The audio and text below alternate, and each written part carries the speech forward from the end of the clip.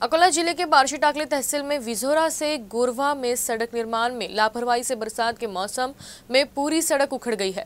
इसलिए अब इस सड़क को बनाने की मांग की जा रही है।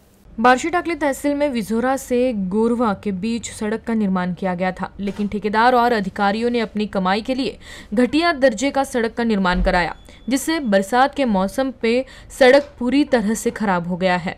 लोगों को काफी परेशानी हो रही है। सड़क पर बड़े बड़े गड्ढों की वजह से बरसात के मौसम में उसमें पानी जमा होने से दुर्घटना की भी संभावना रहती है। इसलिए अब नागरिकों ने इस सड़क को ठीक कराने की मांग की। साथ ही घटिया काम करने वाले ठेकेदार सावजिक और सरकारी इंजीनियर पर भी कार्रवाई की मांग की है। आज सार्वजनिक बांधकाम विभाग येथे विझोरा ते गोरवा या रोडचे अतिशय निकृष्ट दर्जाचे काम झाल्यामुळे ते काम आमदार निधी माननीय हरीश पिंपळे साहेब यांच्या अंतर्गत आहे। तर ते काम अतिशय निकृष्ट दर्जाचं झालं, त्यामुळे आम्ही सार्वजनिक बांधकाम विभाग येथे तक्रार घेऊन आलेलो आहोत आणि संबंधित तक्रार घेऊन आले असता इथं अभियंता साहेब जे आहेत इथं हजर नाही आहेत।